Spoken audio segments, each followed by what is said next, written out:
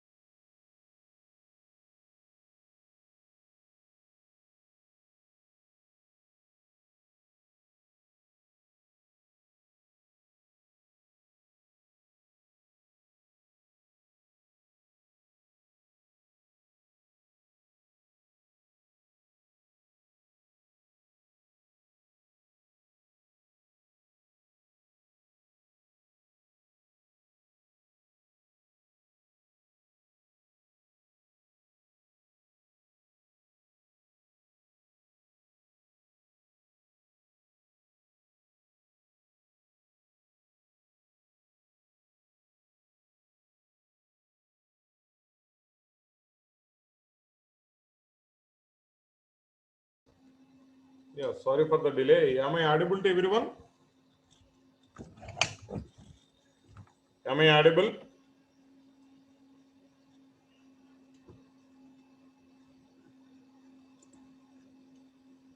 Any one of you? Okay, okay, okay. Thank you. Right. Let us start discussing. Just once again, we will reveal the contents which we learned in the unit 2. Okay.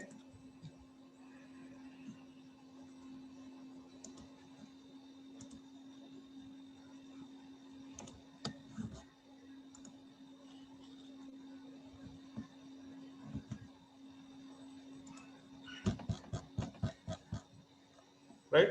So in the unit 2, we have studied about uh, the Google file system, which is the file system developed by the Google and for the Google.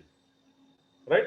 So in order to address certain problems that they noticed in Google itself, they have find the solution, and with that they will try to do something to solve the problems that are occurred in the Google organization. So it acts. Why we need to study this is you need to understand the functionality of this particular system, and that will help you to understand the some other systems which are similar to this, and you are able to differentiate the two systems, right? So for that, what we have to do is first we need to quickly revise once again the functionality of the Google file system, and then we'll try to revise the HDFS, and we'll try to compare these two, right? So Google file system. So initially, the people in the Google organization, they were decided to develop a new system by keeping certain considerations in their mind. What are those is we need to build a new system from the cheap commodity hardwares, right? So that means they don't want to configure high configured systems or servers for their process, but instead of that, whatever the available resources or even cheaper commodity hardwares also, they wanted to whatever the system which they are going to be implement is able to work, right? And is expected to large files like 100 MB to many GB. That means whatever the system that is supposed to be developed is able to process data even though it is in size. Supports string rates and small random rates, right? And large streaming rates, because it requires a lot of bandwidth while reading the data. Okay, but only very few cases will go with the random access, right? Because here we need, our mission is to process the data which is large in size, right? So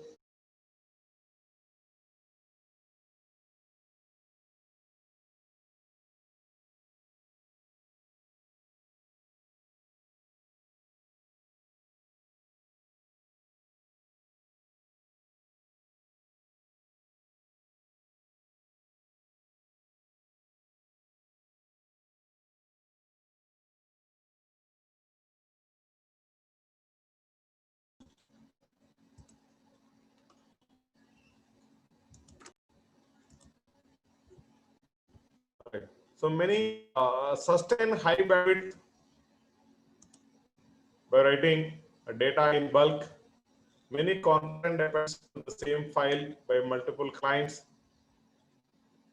and high sustained bandwidth is more important than latency. Latency in the sense waiting for producing execution of the task, right? So these are the some of the design considerations made by the people before inventing the Google file system. Based on these considerations, they have implemented a system. Okay, so that system now we are going to be discuss. So this is the architecture of the Google file system. So the Google file system, whenever you need to remember one important point here itself is it is defined for the communication between system to system, not between system and the user, right? So whenever if your client system has submitted any request, here it will have two different parts. One is Google file system master and another one is Google file system chunk servers. You can observe this in detail in this diagram. Whatever the application that it want to process, that will submit the request to the master. In turn, master is connected to the number of chunk servers, number of whatever the input that it was.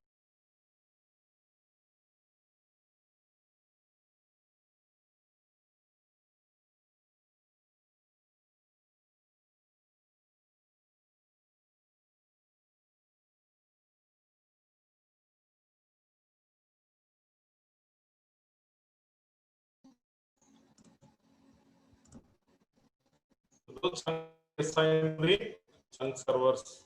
Okay, so you can observe that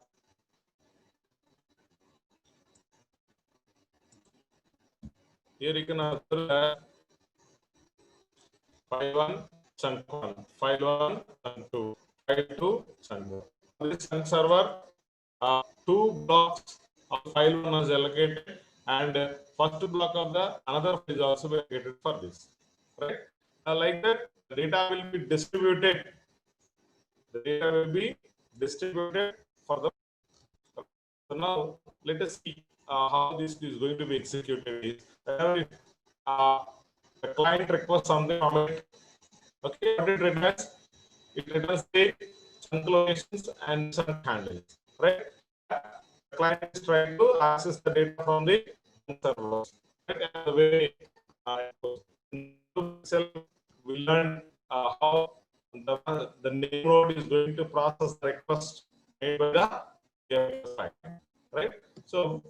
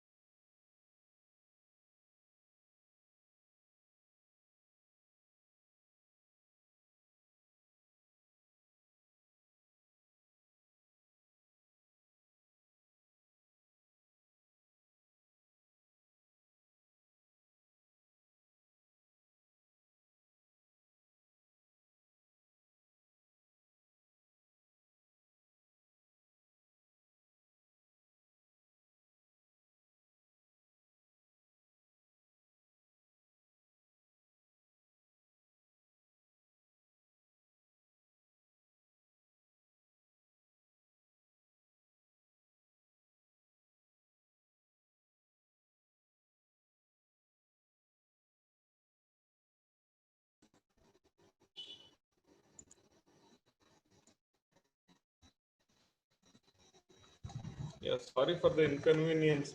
From last 2 days, it was happening like even though the network connectivity is good, it is continuously reconnecting. Getting the message your internet connection is unstable like that, immediately it is going to be disconnected and reconnected. I don't know what is the problem. I'm looking to sort out this issue, but okay, leave it. Sorry for the inconvenience, right? Uh, So the physically the input blocks will be input chunks. Here we need to call it as chunks rather than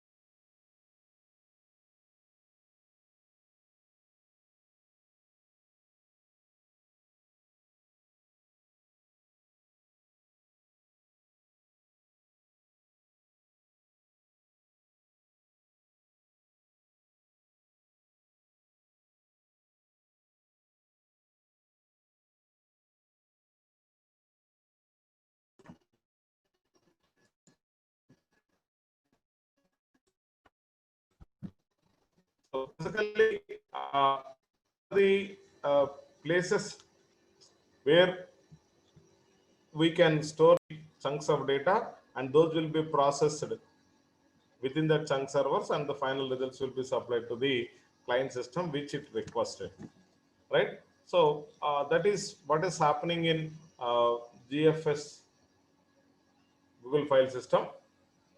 So how internally these are organized is the chunk server itself, it is able to process, and it works under the supervision of GFS master, right?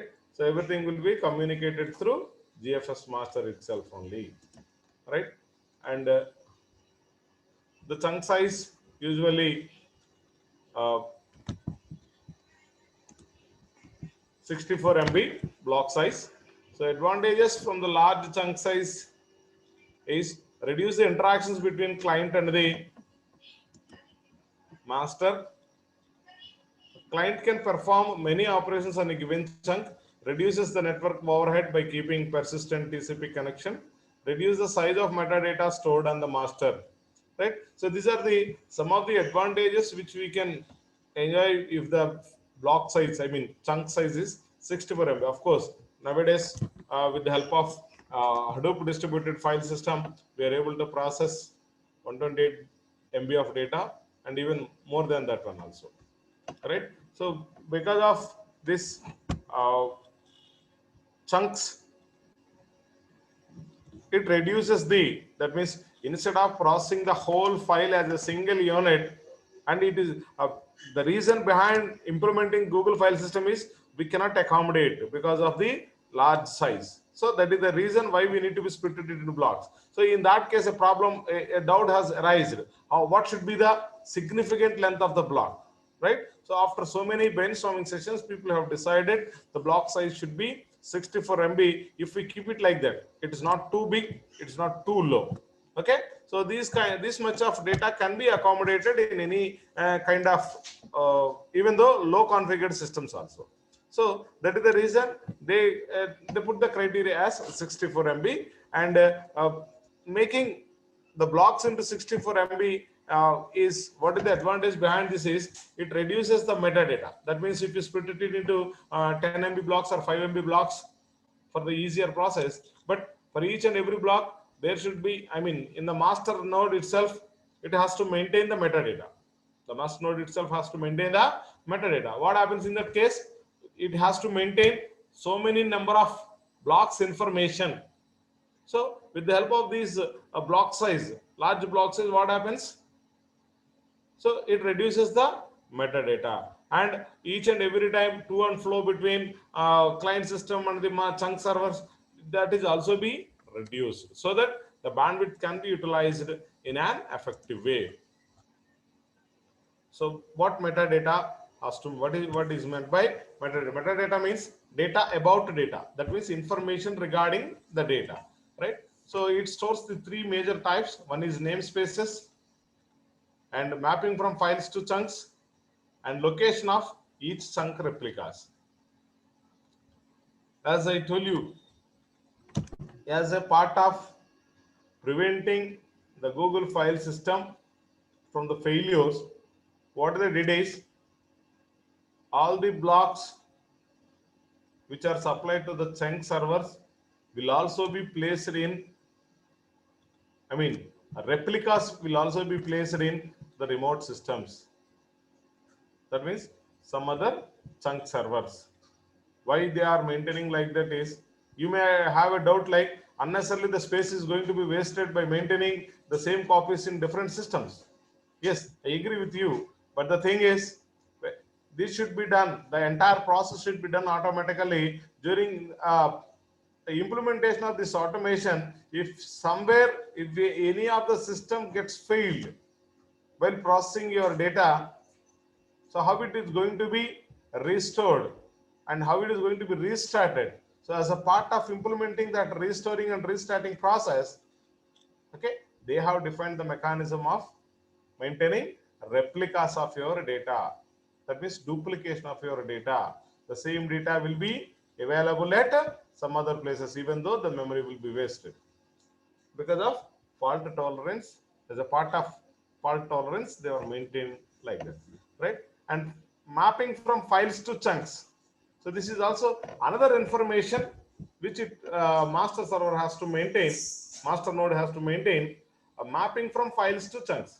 As I told you, the input is going to be split into chunks, and the chunks are distributed to the chunk servers. So here the master node itself has to maintain the information regarding what is the file and how many number of blocks it was splitted and what are those blocks. This all information has to be maintained with the master node. And also location of each chunk replicas, because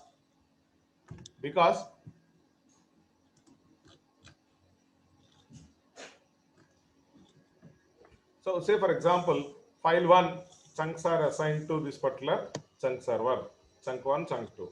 So during the execution of this particular application, let us assume that if it gets failed, chunk server gets failed, what it has to do? Master has to know it with the help of heartbeats, and whenever if it found a particular chunk server is not in working condition, what it has to do? Immediately it will search for the replica information where it is available. Okay, so and immediately it activates the chunk server, corresponding chunk server, which maintains the replica data. So that is the reason, in order to do it, it need to maintain the location of chunk replicas. That means where the duplicate copy was stored. Right? And in-memory data structures. This is another kind of metadata that was maintained by the master node itself, is in-memory data structures. That is, metadata is stored in memory. Periodic scanning entire state is easy and efficient. That means this whole things, whatever we have discussed in the above, will be maintained in the master node's memory itself. Master node memory itself, right? And periodically it conducts the poll with the chunk servers, and it came to know whether they are in active state or not. Whenever if it finds any of that particular chunk server is not in proper working condition, immediately it will look into the another chunk server where the replica is available, right? In order to do all these things, the information is maintained in the memory, and it will identify the activeness of the chunk servers by using heartbeats, right? So now the next continuation of the metadata, chunk locations. Master do not keep a persistent record of chunk locations. Instead, it simply polls chunk servers at startup and periodically thereafter heartbeat messages, as we have discussed previously. Because of chunk server failures, it is hard to keep persistent record of chunk locations. So, keeping the information regarding all the chunks. Initially, what we have discussed is where we discussed that was maintained in the chunk server locations are location of each chunk replicas. Each chunk replicas. Okay, so this is also be stored in the metadata. Okay, but here what we suggest you is, if we keep all this information, what happens in that case? Unnecessarily the space is going to be wasted. Instead of that, anyway, it periodically conducts the poll. With that, it gains the information. Poll in the sense, so whether you are active or not, what is the information that you contains, and on which you are performing operations right now. Like that, it collects some control information from the chunk servers. So with that, it is able to find out where the replicas are available. This is another mechanism. Either you have to maintain in such a way, or you can do this process so that you can collect the information regarding the locations. Next one is operational log. So master maintains historical record of critical metadata changes, namespace and mapping, for reliability and consistency, replicate operation log on multiple remote machines. So this is the information which the master node can maintain in the operation log. So this is also be essential, so that because if it was not recorded, whenever if your system gets failed, right? So in that case, it is unable to restore it and unable to restart it. So that is the reason it is also maintains the operation log, right? So now let us quickly review what is the operations of the client and what is the operations of the master and what is the operation that we can perform with the chunk servers. So in the client operations, some chunk servers is primary for each chunk. That means, as I told you, it maintains three replicas, three copies of the same data. First one is called as primary, second one is called as secondary, and third one is called as, simply you can call it as a third one, replica 3, right? So some of the chunk servers are maintaining the first copy of the data, right? So in that case, master grants a lease to the primary. Master grants lease to the primary. That means it will gives the permission to the primary. How much of time? Typically for 60 seconds.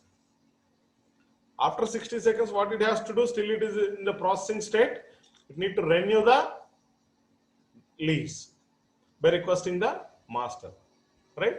And lease, that is what the second point itself. And client asks master for primary and secondary replicas for each chunk, right?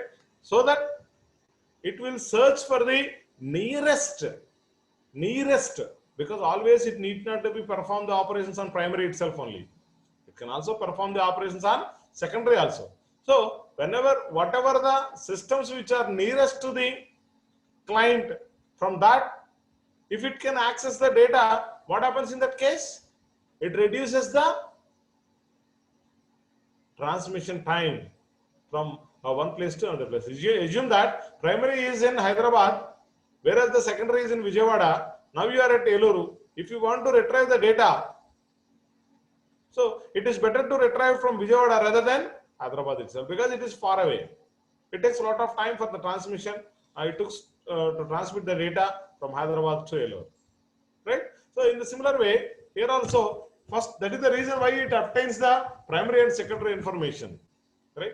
And then client sends data to the replicas in daisy chain. That means pipeline, each replica forward as it receives takes advantage of full duplex Ethernet links. As I told you, if the data is updated in one replica, the same need to be communicated to the other also. Otherwise, what happens? You may not maintain the uniqueness among the replicas, right? This is what is happening in client operations, right? So initially, it makes a request, and once it gets the permission from the master to access the data, it will communicate with the primary and the secondary. Okay. Suppose if it communicates to the primary will send in turn, it will be communicate with the secondary and other secondaries also. So whatever the data that it was updated, the same will be communicated and it will be stored in the secondary replica also. After that, it passes the information to the client, right? And all replicas acknowledge data right to client, right? Once all the updations are done in the all the places where the replicas are available, immediately it has to pass the information to the client, so that it assumes that all of them are updated. And client sends a write request to the primary. This is also be done. A primary assigns a serial number to write request, providing ordering, right? Simply it creates, as I told you, while splitting it into the blocks, each block or each chunk is assigned with a unique ID, right? With that, it is able to identify whether they are updated in the order or not, or how many number of chunks are updated. Like that, it gains some information. So secondaries all reply to the primary after completing write. Primary replies to client. So these are the operations which we have discussed in this diagram. Those are represented in the statement format, right? So this is client operations. Okay. Now what we understood is always the client is communicating with the master node, and from that it gains the permission, and the same will be communicated to the chunk servers where the physically the data is available. Okay, and if any of the system, there might be a possibility of failure of the system, any of the chunk server may get failed. Yes, in that case also your system or processing of your application will not be stopped, and it continues the execution by looking at where other copies of the data available, that will be done by the master node based on your heartbeat messages. It can detect in such a way, and it communicates to the other chunk servers where the secondary copies are available. Okay, and immediately it instructs the chunk servers to start the operation. Suppose if a master node gets failed, yes, there might be a possibility, right? So in that case, so that information will be retrieved from the operational logs and some other files where we are maintaining, and these will be stored in a backup server, right? So now let us think about the concluding points of the GFS. GFS is a distributed file system that supports large scale data processing workloads on commodity hardware, right? So this is meant for working, dealing with large files in a distributed fashion. We are able to process all these files using cheaper hardwares. So it has different points of in design space. One is component failures and optimize for the used files. Okay, GFS provides fault tolerance using replicating data, fast and automatic recovery, and chunk replication. So by using these three mechanisms, it is able to implement the fault tolerance. That means even though if the system gets failed, it is able to work by using these three important aspects. And GFS has simple and centralized master that does not become a bottleneck. Okay, and GFS is a successful file system, an important tool that enables to continue to innovate on Google's idea. So these are some of the key points that you are supposed to be understand while understanding the Google file system. So now let us see how. So is it visible to you? My screen is visible to you?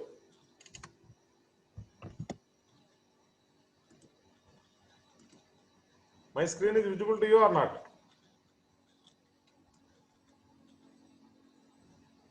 Any one of you?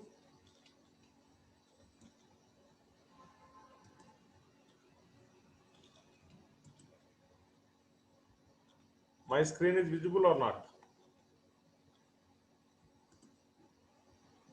Okay. Okay. Right. Now, so we have discussed a little bit about Google file system, which is designed and developed by Google to solve their internal problem. So with that, what we understood is how we are able to handle huge volume of data with the advantages taken from the distributed file system, right? So with the help of distributed file system, we can achieve or we can process irrespective of the file size with a different mechanism, right? So there we have. But here now we are going to discuss about Hadoop, which is a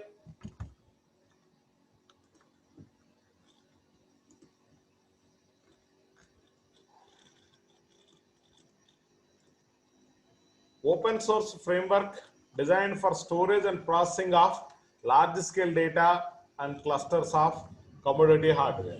Google file system is a proprietary distributed file system because it was used in Google itself only. So people have thought that why can't we develop a generic system so that all the organizations can utilize this power of distributed systems to process their huge volumes of data and within no time. So as a part of, as an output of that thinking is the Apache Hadoop. It was created in the year 2005.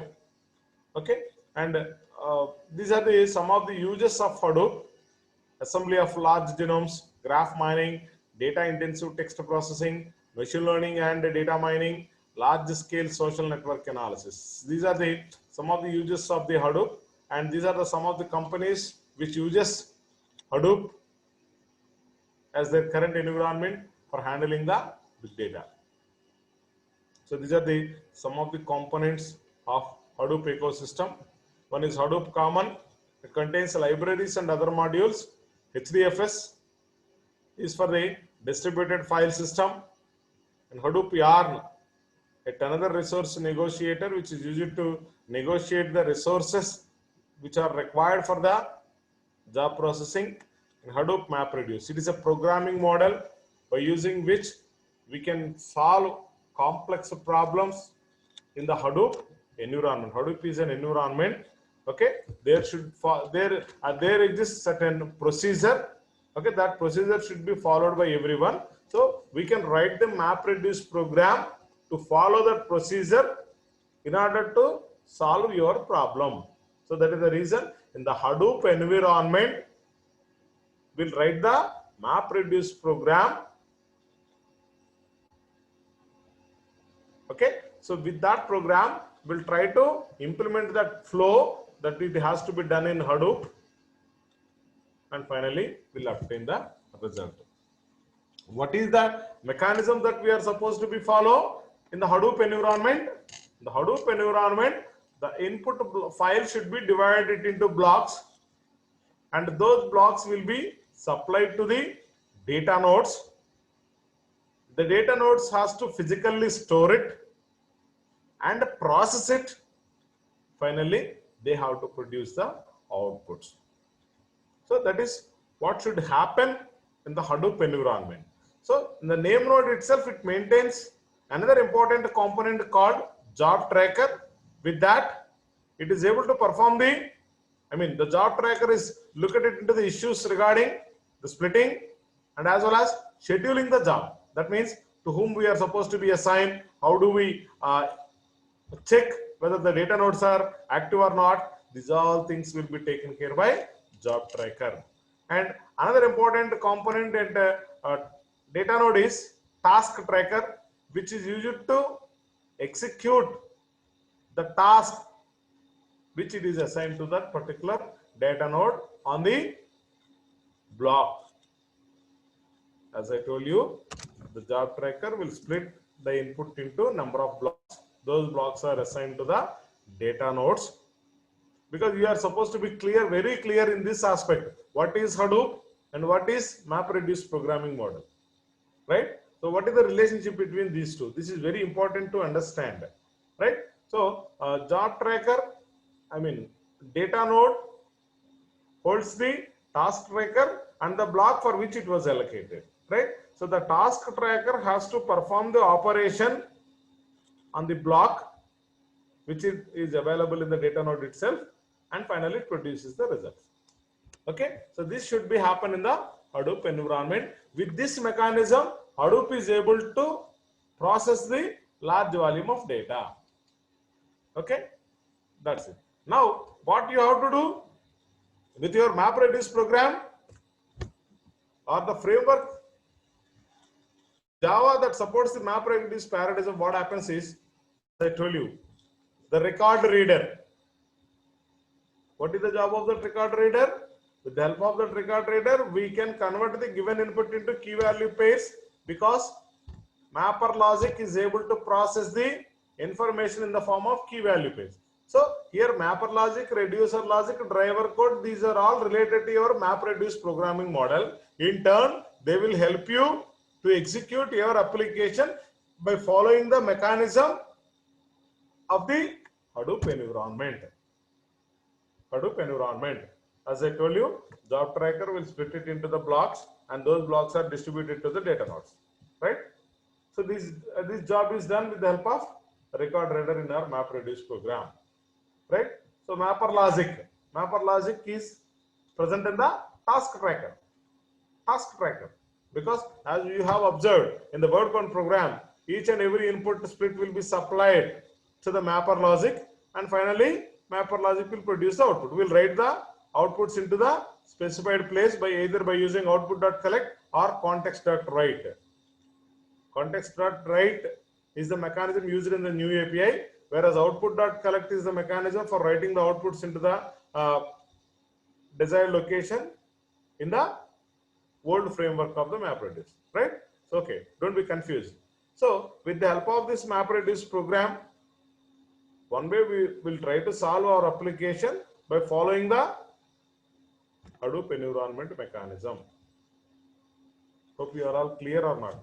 In this, I want to know if you have any queries, because everyone has to differentiate what is Hadoop, what is MapReduce programming model. If anyone is having any query, you please ask me, because it should be very clear to everybody. Then only you are able to understand and you are able to develop the new applications. If you have any queries, you can ask. What is Hadoop and what is MapReduce?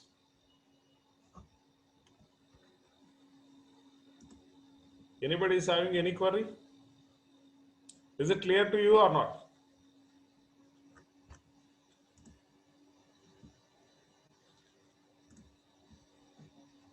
Is it clear to you or not?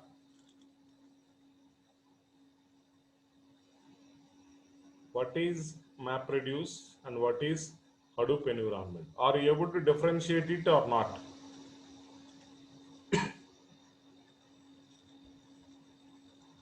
Any one of you please give your response.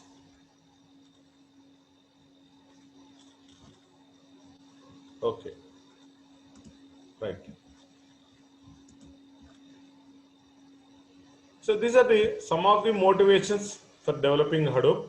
What the limitations of the earlier large scale community. Here, whatever the assumptions that Google has made, the same assumptions are considered here for implementing the same kind of framework, right? Here also, the first target is we are able to process large volumes of data, first point.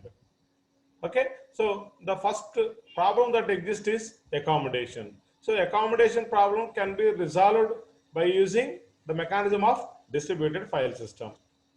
Now, how do we store the information at the distributed fashion is, we'll try to construct the clusters of commodity hardwares.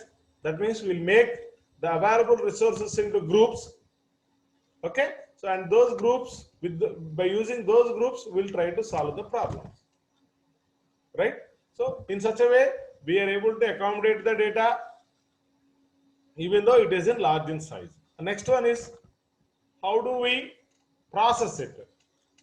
How do we process it? We need to define the mechanism for processing. For that, they have defined the HDFS, and it contains 5 blocks, 5 important building blocks: name node, data node, job tracker, task tracker, and secondary name node. So these are the 5 important building blocks of HDFS, right? With this, they can define, the developers of this particular Hadoop is define the process of how the data is going to be processed by using these building blocks. So in such a way, therefore defined a mechanism. And third one is, what about fault tolerance? What we have to do if a system gets failed because we are using cheaper hardware, right? So definitely the old systems may have more danger than the new systems in terms of failures, right? So what we have to do if a system gets failed. So for that, if a data node gets failed, will be known to the name node in the form of heartbeat messages. And if a name node gets failed, so the all housekeeping functionalities will be stored at the secondary name node. With the help of that secondary name node, within no time we are able to restore the content, whatever it is supposed to be there in the name node, and we can restart the process itself. So in such a way, we'll overcome the faults. Whenever if the faults are occurred, okay, so those will be overcome with this mechanisms. So this is about HDFS design. Now I just show you the architecture itself. So this is the architecture of HDFS, right? So name node, data nodes, okay, they were stored at different locations, okay, and here also it maintains the replicas in 3. So how these replicas are stored in different systems is the first and secondary copies may be stored in the same rack in the sense first copy may be stored here and second copy may be stored in here. So but these two systems are present in the same rack itself only, but the third copy should be stored at a remote location, that means other than this rack. Why they have defined like that is, suppose if this particular system gets failed, okay, immediately to look for the secondary where it is available so that it can get access of it. Suppose if the entire rack gets failed, what happens in that case? If all the 3 copies are maintained in the same rack, so that is the reason one copy should be kept at outside of this particular rack. So that is what we are called as a remote location, right? So first 2 copies are maintained probably in the same rack if possible. If possible in the sense, if there is no space available in other systems to hold the secondary copy, what happens in that case? Can we leave it? No, we need to be place it in some other remote location. But it was happened in very rare cases, right? So that is about the HDFS, right? And now let us see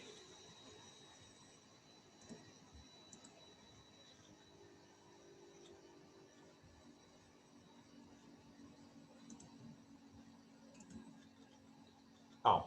Yeah. Now let us see the configuration of Hadoop. How do we install the software into our system?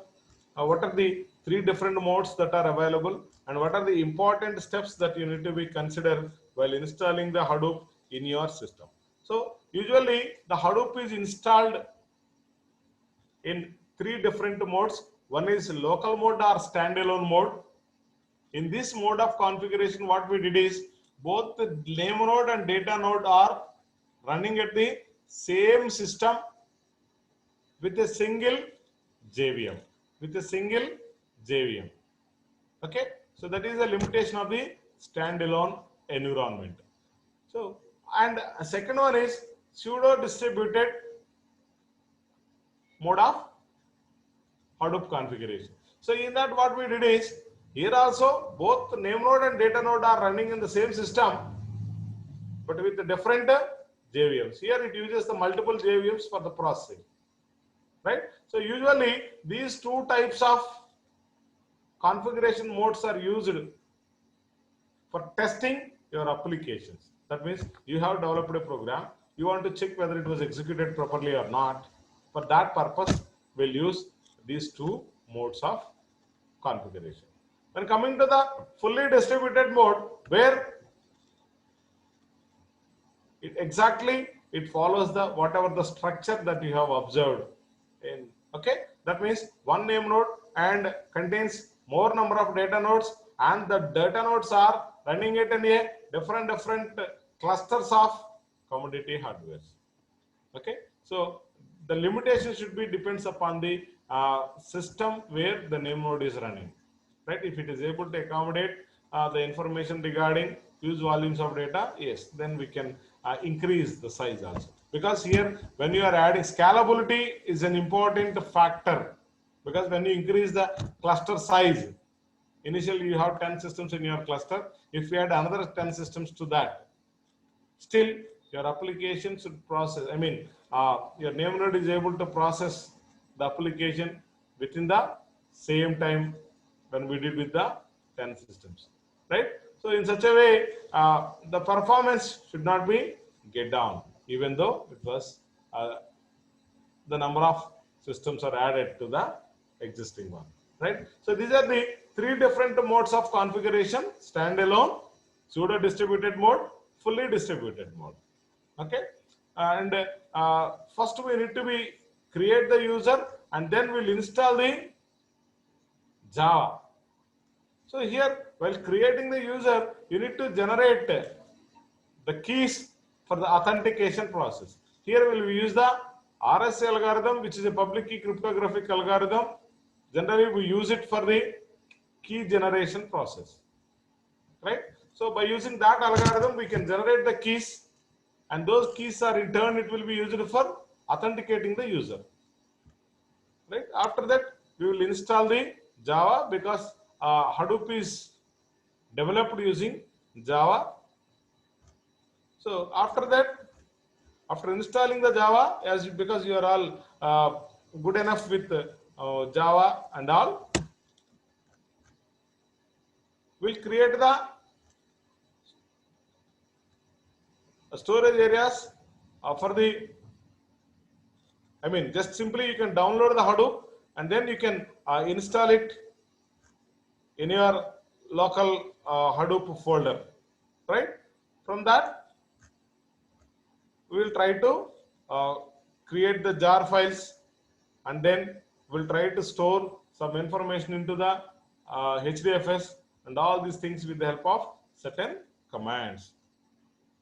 So in such a way, when you want to install this Hadoop in pseudo distributed mode or fully distributed mode, is you need to modify some of the configuration files called core site.xml, hdfs site.xml, and mapred.xml. These are the three different files, configuration files, which are supposed to be modified when you want to install your Hadoop in pseudo distributed mode or fully distributed mode. So here you need to specify the port number where the name node is running. It is the case of pseudo distributed mode, right? And the data node, and how many in the pseudo distributed mode, both name node and data node are running at the same system. That is the reason why we are maintaining the replication as only one, right? So the fully distributed mode only we will apply the mechanism of maintaining the three replicas, right? And so that will be set in the configuration file. And yarn site.xml, this is another important file which is used for setting up your MapReduce framework, right? And these are the only the different. If it is the case of fully distributed mode, you need to specify the data node where it is running and the name node where it is running. Those fields need to be added extra, right? So here what we understood is while installing the Hadoop in any one of the mode, we need to set the configuration files also. Along with the installation process, we need to modify the configuration files so that we'll pass the information, so that they will act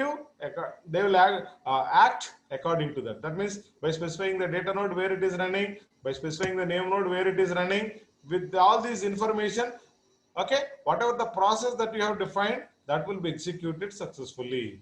Okay, so that is about the configuring Hadoop in three different modes, right? So now I'll stop this session, and remaining things which we will discuss in the next class. So you have any queries? Do you have any queries? If you have any queries, you can respond. So today's options are 2, 6, 7, 9, 20, 30, 34, 57, 64, 72, 78, 83, 88. So many options are there for today's class. Okay. Any queries? Okay. And now I will end the session. In the next class, we will see the remaining part. Thank you.